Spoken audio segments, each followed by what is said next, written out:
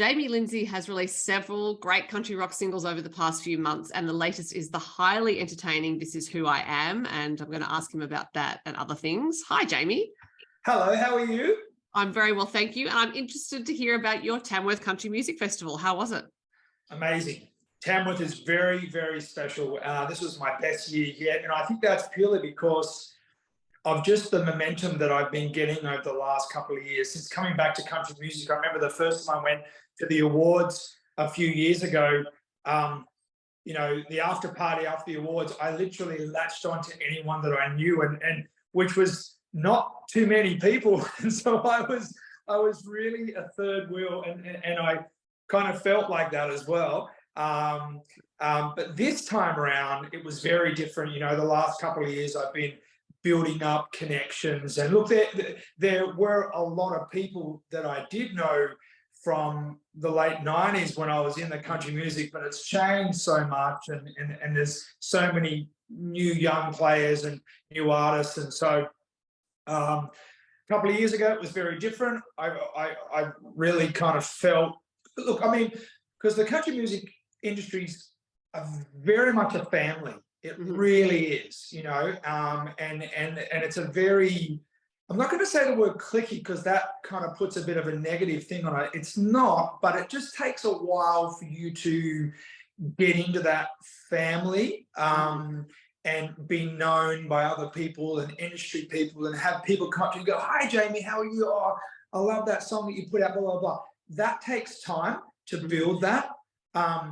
And the last couple of years, I haven't had that. I've been working towards it. And I felt that this year, and it was actually really cool because this year they had the industry party before the event, which I personally felt worked so much better because previously it's been after the awards, and not everyone goes to it. If you've won or whatever, you might go off and do your own thing and everyone's celebrating, and people by that stage have probably had a bit too much of a drink and tend to dribble on a little bit, But this year it was before the awards, and it was for like a couple of hours before the awards, and it was wonderful. It was amazing. We were all in this big room.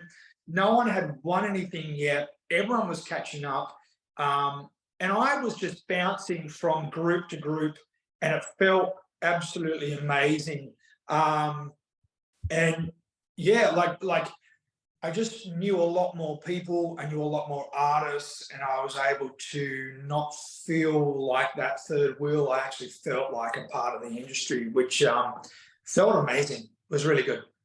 And it's also the one time of the year that you can all see each other because, everyone's living in different parts of Australia. They're on the road doing shows, and it's the impression from the outside may be that, the family keeps in touch regularly, and you may do via other means, but to actually see each other in person, it's often just once a year. It really is. And, you follow everyone on social media, and, you're always commenting on, congratulating them on achievements throughout the year, but it's really nice. And like, there was actually a couple of people that came up to me and said, "You're Jamie Lindsay." And I was like, "Yeah." And I was like, "Oh yeah, like I follow you on social media, love your songs, blah, blah, blah." And I was like, "I follow you too, but I've never actually met you in person." So it's a really special time. Tamworth's amazing, man. The buzz of Tamworth, you roll into town, I think the population is like 60, 70,000, but there's probably another 40 or 50,000 people go to Tamworth just for those 10 days. And it just buzzes. It absolutely buzzes. It's a wonderful time, not just for the town, but it's a wonderful time for country music. And I just love it. It's a really special place, and I hold Tamworth very close to my heart. If you're a country artist, you need to be in Tamworth, even if you're not gigging, because it's actually quite hard to get gigs there because there's just so much going on, Yeah. But if you're aspiring to be a country artist, you just need to go there and network and talk to people and watch what people are doing and how they're like. For myself, I learned so much about merchandise from watching what other people are doing. There was a certain kind of hat that I realized that everyone was wearing it. It was a certain color trucker hat that I was like, and I've got my own hats and I love my hats and they sold really, really well. But I was like, oh, okay, that's kind of the fashion right now, what everyone's kind of into, that color, that style. And I was like, right, as soon as I go home, I'm going to place an order for that so that I can kind of become a part of that as well. So learning about that side of the business from watching other artists and watching what they do and how they run their own thing is fascinating. So yeah, you've got to go to Tamworth no matter what. Even if you don't have any really big shows, you just need to be there and be a part of it. I would never have thought about merch in that way. I'm like, of course, yes. Yeah, that's why it's also, I guess, the festival functions a bit like a conference. There aren't organised sessions, but the gigs are the organised sessions. Yeah, look, I mean, the gigs are just a way of showcasing, you know, yourself. You know, you can't really, you know, you can't treat Tamworth as I'm going to Tamworth to make money. You know, I mean, you can, but it's really, it's more about advertising and promoting yourself with a captivated audience. You know, you've got country music lovers right in front of you, you know, and it's like, you know, they're all there and they love country music. And I wasn't able to get my t-shirt run in time, but the amount of people that were asking me for t-shirts, I sold lots of stubby holders and I sold lots of CDs, obviously, and heaps of hats, heaps of trucker hats. And they were asking me for t-shirts, and they, you know, they would have bought whatever I had because it's the novelty of being with it. And actually a lot of artists that I saw had special edition Tamworth t-shirts, you know, that I thought were a great idea. You know, you probably just do a small run, but, you know, a lot of people were buying those things because it's that special moment. You know, they saw you at Tamworth, and it becomes a collector's edition. You know, the tour of Michael Jackson 1987 or something like that. You know, is a really cool thing to have. And I'm all about the fans. I want to make sure that, you know, that the people who start to follow me and that really engage in my music, I want to make sure that I've got cool stuff for them. And I gave a lot of stuff away too. You know, it's not all about, as I said, you know, you're not trying to make money. Well, I'm certainly not anyway, but, you know, you just want to gather fans. You want to gather more soldiers for your army, have people out there talking about your music, talking about you as a person, being a good person. And I gave away heaps of stuff because fans loved it. And it was like, you know, have a hat, wear it, you know, it's a hot day, wear my hat. And people love a memento, which I think is why CDs have endured in country music longer than they have in other genres, because people want to come to the show and take something away with them.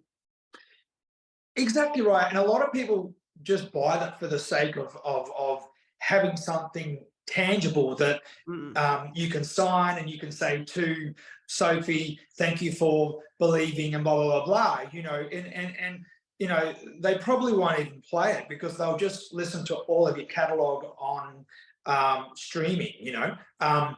But it's that tangible thing that they can take home and they can go, well, I saw him, he signed it for me. And it's just that little piece of you that they get to take home. It's really, really important, you know, especially in these times, because the only way that musicians or artists can actually make any money, you know, there's unless you're Ed Sheeran and at that kind of level, you're not really making any money from streaming. You know, it's pitiful. You know, it's really bad. So, you know, artists at all levels can make money from gigs and they can make money from merchandise. You know, like to sell a $30 hat, I need 10,000 streams. Yeah, right. It's ridiculous, but that's the reality of you know, gone are the days where you go into Sanity and you know, those that model has changed so much. So whatever you can do for your fans, and you know, that's how most of us make, you know, actual money is from merchandise and the gigs, you know, ticket sales, all that kind of stuff. You know, no one's hardly making any money from streams. Yeah, we could talk at length about that, because there is a lot to say about how the industry has changed. However, I do want to talk about your new song, This Is Who I Am, because we've been talking about the love of country music that brings people to Tamworth. This is a song about you loving country music, well, reclaiming your love of country music, which you had, and then it went away a bit. And I'm wondering if there was a time when you thought country just wasn't cool. 100%. And that was when I was about 2021. You know, I'd moved over to the mainland. I was living in Melbourne, and I was just associating with other musicians to what I was exposed to in Launceston. You know, I grew up really country. I listened to country music. My mum, you know, was such a fan of American country music. And so that's just what I was raised on, which is what I say in the song, you know. But when I got to a certain age and I moved over, and I was just hanging out with different musicians that were on the scene, and I was exploring, you know, I was you know, finding different genres that were appealing to me. You know, I guess I was always a country boy at heart, but I was just exploring my musical taste, which led me into the rock and roll world, I guess, because I could sing it, I could play it, I could write it, and it felt right to go down that road. And then, you know, reflecting on all that now and coming back to country music, you know, I really feel like I've done a whole kind of like, you know, been there, done that, and came back to where it all started for me. And country music is definitely who I am. You know, it's definitely what makes me tick. Mm-hmm. You know, I've always written country songs without even realizing it, but I just never had a vehicle, or I was never in the right frame of mind to do anything. Like my next single, even though we're talking about this single, my next single is something that I wrote in the early 2000s, and it's a great song, and I don't want to let the cat out of the bag too early. It's a great song, and it will make a great country song. But I wrote it in the early 2000s when I was doing a completely different style of music. So I just shelved it. I locked it away in the vault, thinking that maybe one day I would do something with it when the time's right. Well, the time's right now. You know, This Is Who I Am is definitely a throwback to my roots and the journey of my musical career thus far. And it's great, especially the 90s. You know, I say in the second verse how inspired I was with 90s country, with that whole wave of Garth Brooks and, you know, that whole thing, which changed the face of country music. You know, it really made it popular. Garth Brooks was at one stage was the biggest thing on the planet. Yeah, he was. Now, you talk about your mum playing Elvis and Dolly are mentioned in the song. I should say. You talked about her playing American country artists, but she was a cabaret performer, which really interested me. That must have been fun. Well, I'm presuming she did a bit of cabaret around the house. Maybe she didn't.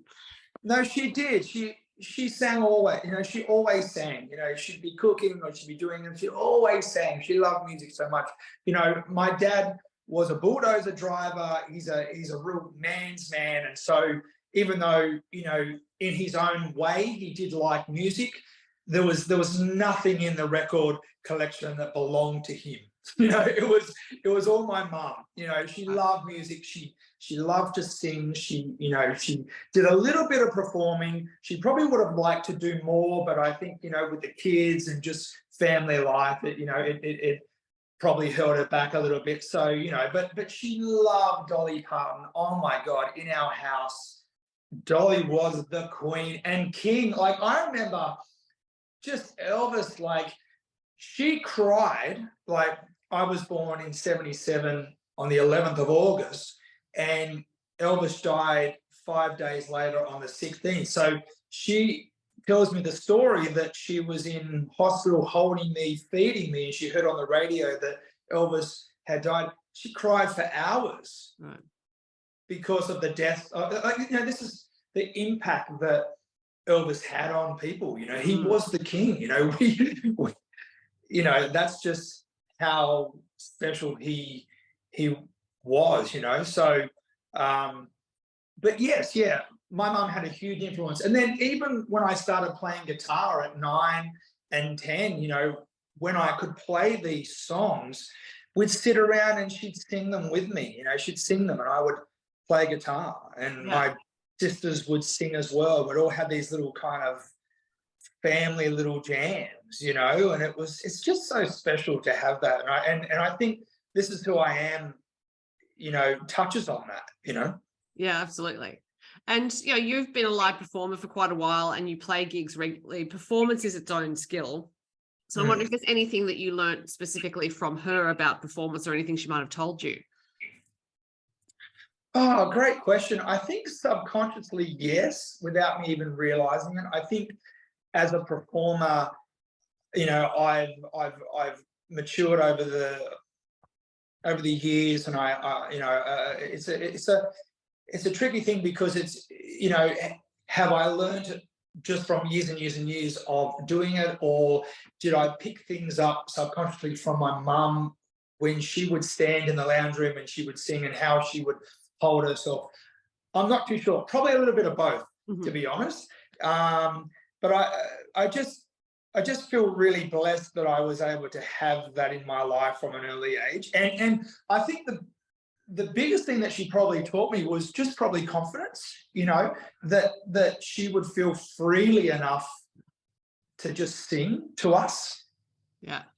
I think that's really special, because some people, singing is the most personal thing that you could do. It's your voice, you're putting it out there to be judged, and to be able to sing and have confidence when singing is quite a beautiful thing.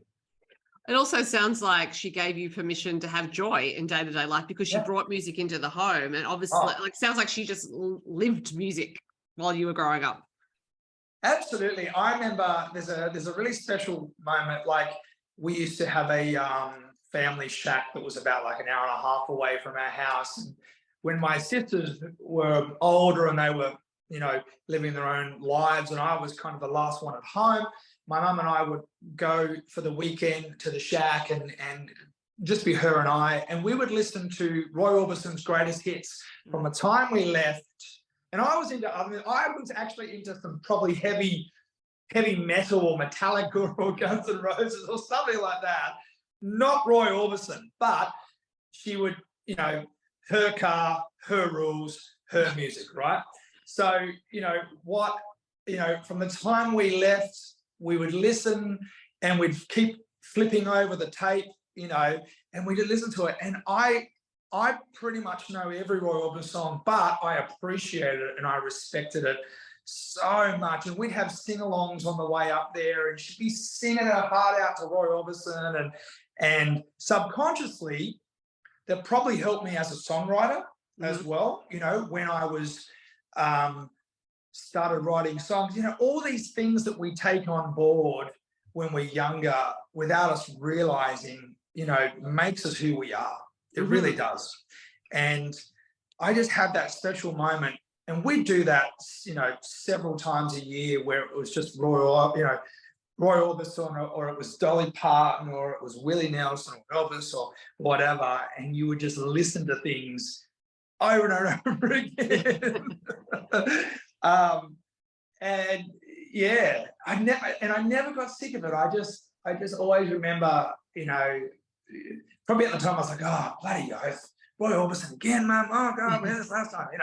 But then I would shut up and I would just be, 5 minutes down the road, and I'm like, pretty woman walking down the street. That was probably your mother's cunning plan, of course, to make that happen. For sure. Yeah, but she did have a massive impact on me from a very early age, and still today. She's very supportive. She's such a wonderful woman, and she's always just let me be me, you know. So really cool. Well, so This Is Who I Am is a great upbeat party kind of song, and you have released a few of these now, and it's exactly the season for parties, summer. And so I'm wondering if you've been playing some summer party gigs at all. I have. I've been doing so many. And, you know, for me, I kind of, when I'm working out my releases, you know, I want to make sure that, you know, I do have these upbeat songs because I like to dance. You know, well, you know, I like to make people move and do all this kind of thing. It's really important, you know. You've got to get people moving. You've got to get people dancing. You really do, you know. And so, yeah, it is important for me to have these upbeat songs. I've got a couple of slow ones, but yeah, I much prefer to get people moving. Yeah. And it sounds like in that respect, you are your mother's son as well, because she got you up and moving in the house. Yeah, absolutely. You know, and having a beat is good, and I just like the energy of it. This is who I am. Let's, you know, punch in the air, and I feel like this way too. So when I'm producing a song or, you know, recording a song, I'm very mindful of tempos. You know, I actually dance to click-clacks, you know, to like the click, like the metronome. I'm kind of like sitting in my studio, and I'll record a bit of the verse and that, and then I'll play it back, and I'll make sure that it feels good. You know, when I was doing Open Road, I wanted to make sure that when I was sitting in my car, you know, I was like, I'm ready to drive. I'm ready to go. This is the right tempo for driving. So, you know, it's really important when you're producing a song to get the right tempo, and that can take me a while, actually, you know, because you go, is it 81 BPM or is it 82? 83 feels a little too quick. Let's go 80 now, a little bit slow, maybe 81, maybe 82, you know, and I really lock in on that, and I might just sit on a click track for a good hour or so and make sure, play the song several times and make sure this feels really good. And I kind of, it's making me move. So if it makes me move, there's probably a big chance it'll make everyone else move too. Well, this is a good song to move to. It did make me move as well. Cool. And it sounds like you're working on a new song, so I look forward to hearing that one. But for the time being, I'm going to leave you to your afternoon. Jamie, great to talk to you. Thank you so much, Soph.